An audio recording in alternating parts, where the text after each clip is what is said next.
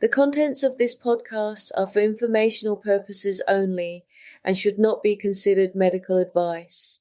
If you have a specific health concern or condition, please consult a qualified healthcare professional for more details. Check out herguru.uk/disclaimers.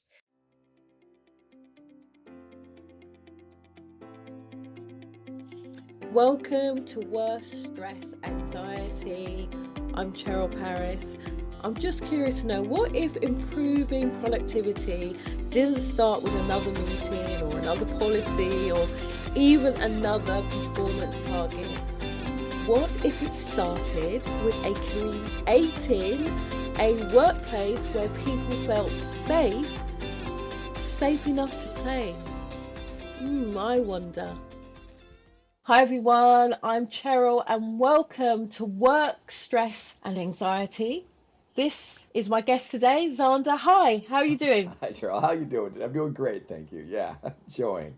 Excellent. So what I was hoping to talk to you about, Zander, is we're in the work environment, and I think that it is incumbent on leaders. I have this sort of saying, you may have heard it before, a fish rots from the head. So it's really important what leaders are doing in the workplace to encourage ways to help reduce stress and anxiety. I think it's part of their job, even if it's not in their job description. And one of the best things they can do is introduce play into that environment. So with that in mind, what do you think is a really simple thing that maybe leaders can do, maybe even once a week with their team, to foster that environment of play? Because I'll tell you what I think is the most important thing. Most leaders want to make money and they want to get the best out of their staff. And to me, the best ways they can do that to increase that level of creativity is play. 100%. What do you think? 100%. That's the play equals productivity as far as like being able to keep yourself creative. You want to retain your people that you've trained to. So if you come to a workplace that has that camaraderie, that feeling of, hey, we're in this together. It's not an us against them type of thing. It's we're all working in this together. That's when you're going to build the teamship, and that's what leaders need to do. That's their role, is to build that team that can trust each other, that work with each other. So by incorporating play into your model, you're doing something that everyone can relate to as a good thing. That people associate play with a negative thing only because they're training. But if you actually think to what play is, they're like, oh, play means something fun. It means something that you're doing is good. It's not a negative connotation. And it's not the antithesis to a work environment. It's actually needs to be built into it to see the total, the ROI on that. Return on investment is off the charts. So things that leaders can do is foster that type of creativity. Get their people to actually come up with ways that they'd want to play in the work environment and see which ones you can make a game even out of that.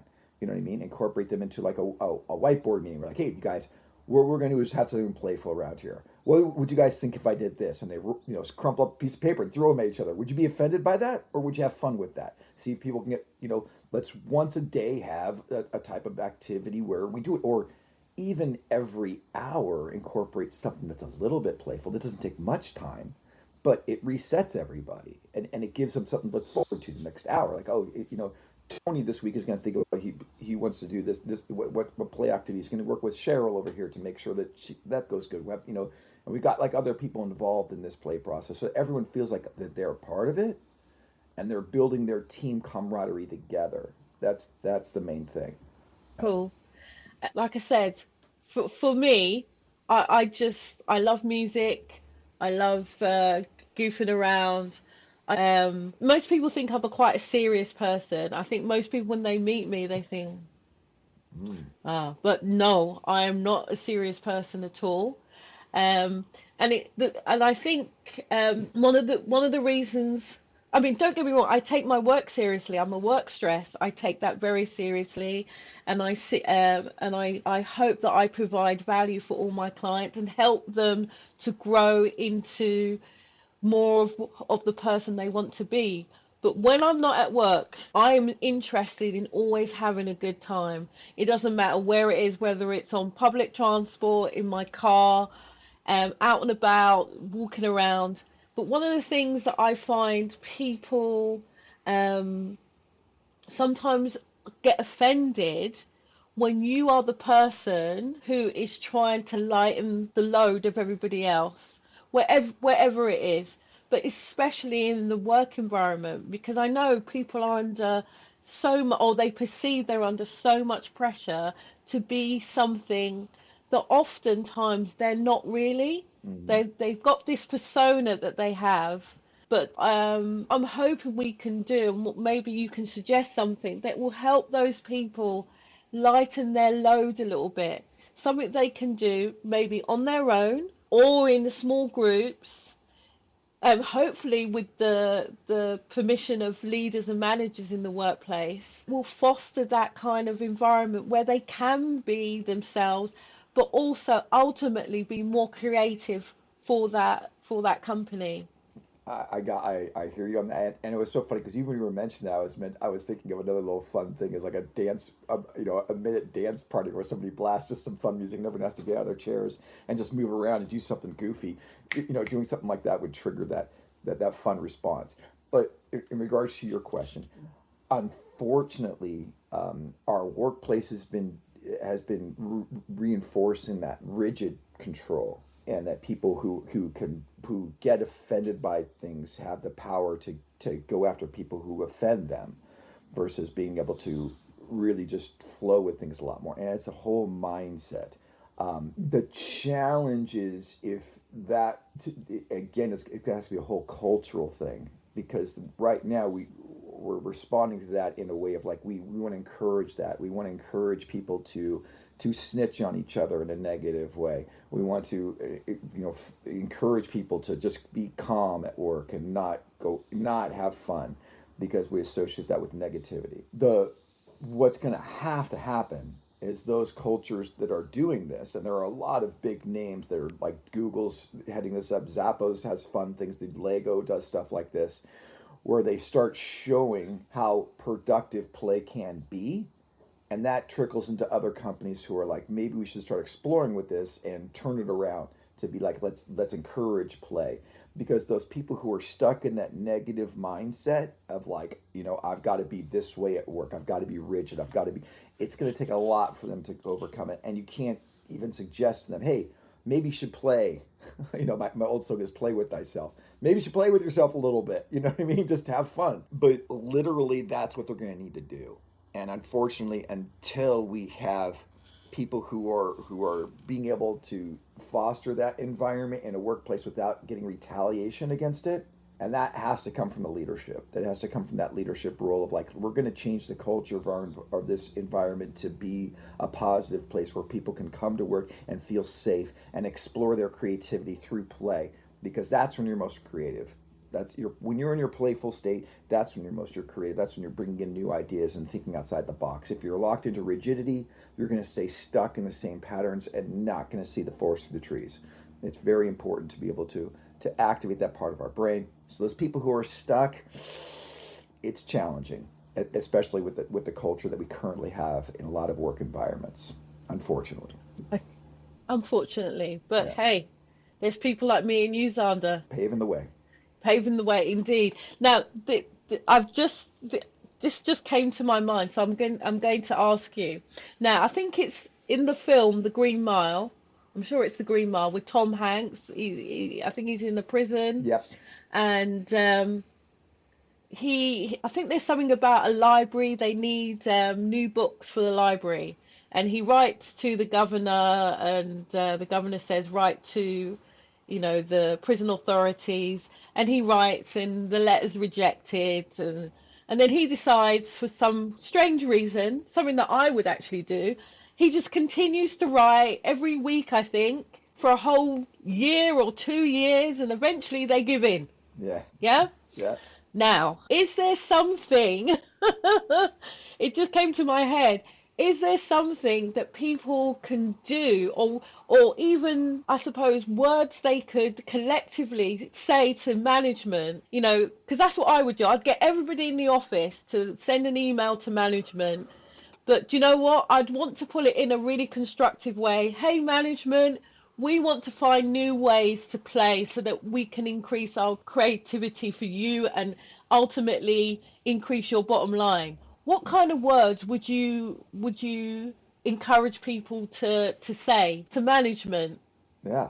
Well, I mean, play equals increases productivity. I would use those words, and you can, I mean, you can Google search it now, and it's coming up with all that type of things about, like, different companies that have incorporated this and what it does for your brain. You could talk about the neuroscience behind it. That there's a bunch of new information about how the brain relaxes in a playful state and what it does for us to get our creativity going. So if you stick with language like that, profits equal productivity. So how do you stay productive? How do you keep people from having burnout? How do you keep the brain, in that state of, like, okay, let's figure out solutions to these problems? You can demonstrate it really quickly. Like, if you're trying to find your keys, you're saying, you're like, just, where my fucking keys go? So, what's that person's name? I could get their name. As soon as you get your brain off of it, and you're thinking about something else, the answers come to you, right? So that's one of the things you can talk about, being able to come up with solutions. And if you're in a more creative and productive mode, is via play. It's via unlocking that untapped resources in our brain, getting that cortisol level to plummet. Because once you're in that cortisol state and you're in that fight or flight mode, your body and your brain are in stress, and that's unhealthy. The good people in your company don't want to be around that, and they're going to leave. You're going to retain the people who are bringing that negativity to your company. You want positive people, because positivity breeds positivity. So by really focusing on those people who want to bring that forward, those are the people you want to have in those leadership roles. You want to have people who are thinking at that level of, like, hey, let's keep this place playful, and that's going to bring better returns. Everything's going to be better because of it. So that's what you want to encourage and foster in a work environment. So, but by having people who join together, and if you have a group of people who are thinking that, and you guys bond together, and you're the playful people in the government, you can change that whole culture. The whole system it starts off with that initial thought, and then banding together. So, yeah, that's what I would focus on using words that you can find everything on. I mean, especially with chat now. You want to, if you just type in there, hey, look, I want to write a letter about productivity and how it works with the brain and stuff like that, and how do we incorporate play? It'll go, 50-page long report telling you the brain benefits of just incorporating play into your work environment. It's insane. So. Cool. Yeah. Okay, now, what I wanted to ask you was, if this is okay, what would you give listeners, if you could choose, ultimately, a simple daily prescription of play that would feel realistic for busy, tired, responsible adults? A daily prescription. Responsible adults, I love that.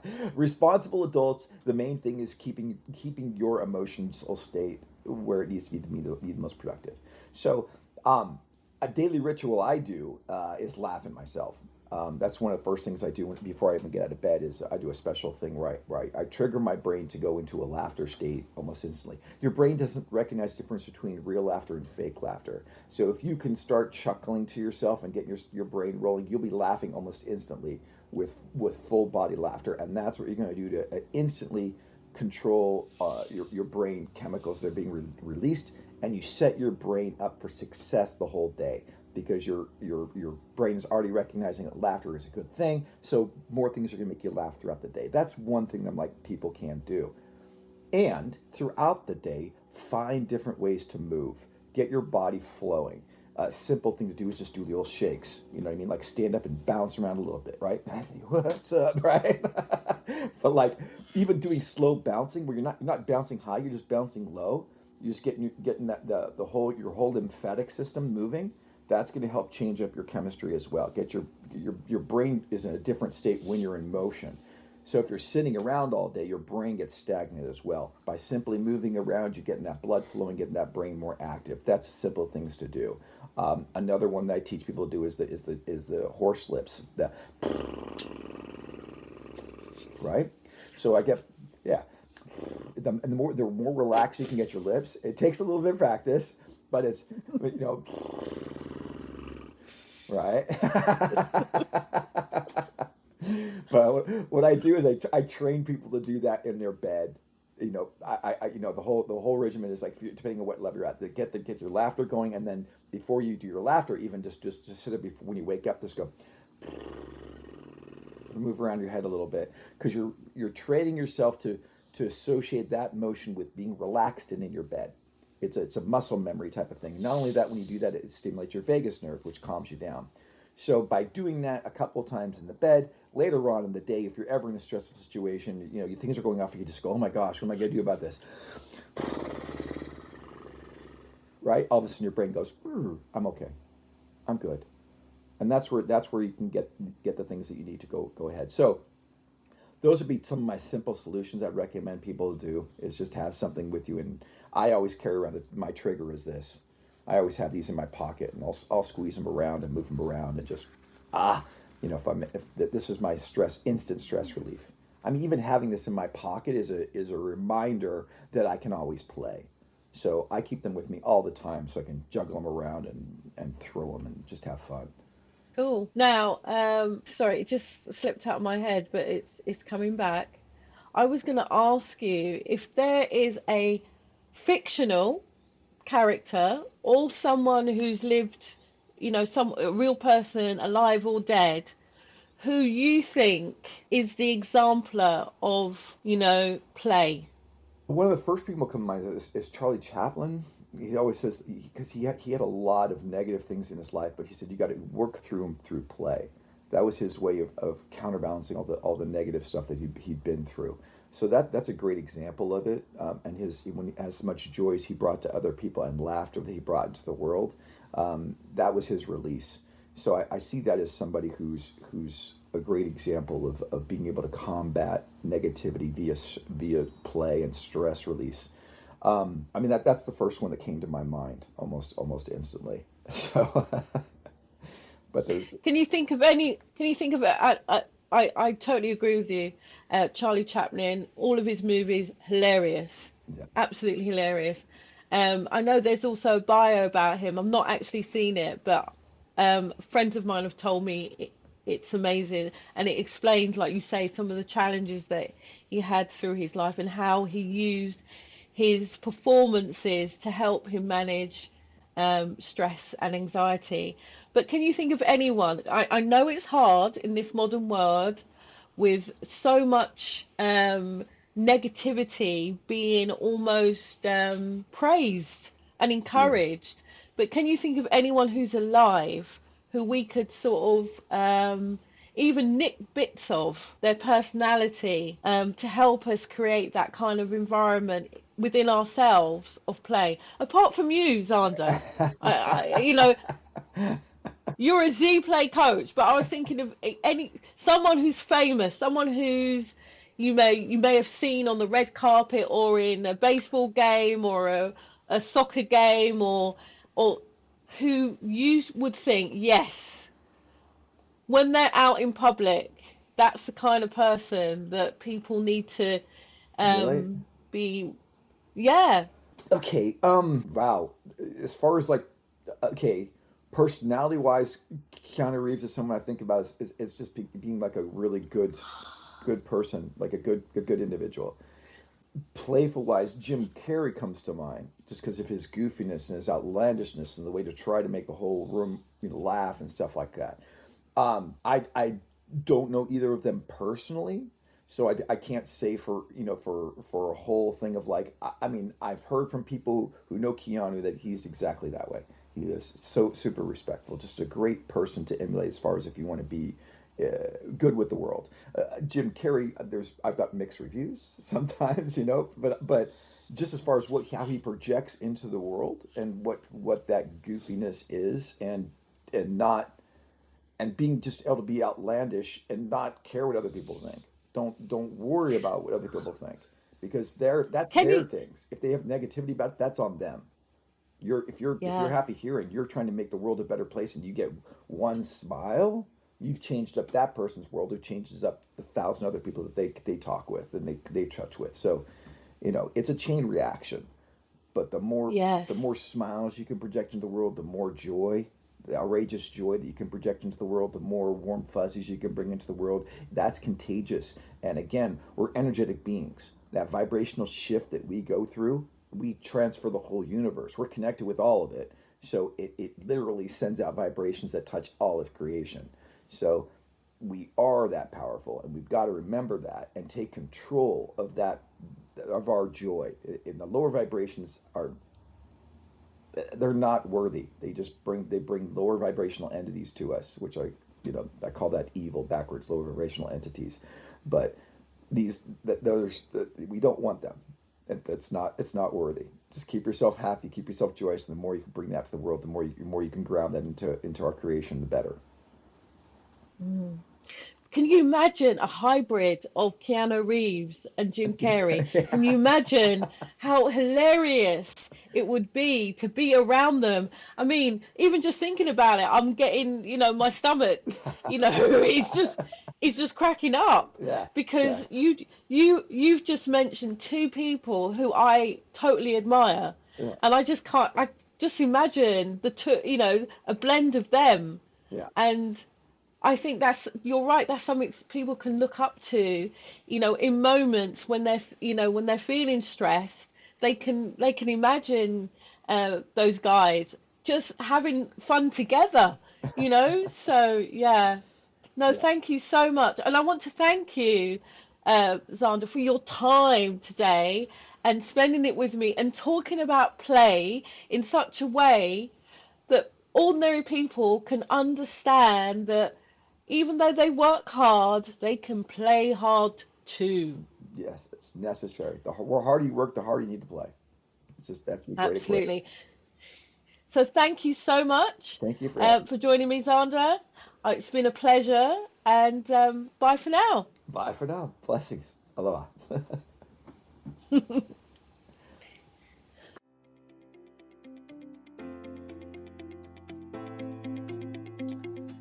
One of the most interesting things for me is that play isn't about taking work less seriously. It's about taking people's well-being more seriously, because the way that I see it, when people feel psychologically safe, what are they? They're more creative, they're more resilient, and they're far more likely to enjoy the work they're doing. Don't you think so? Anyway, bye for now.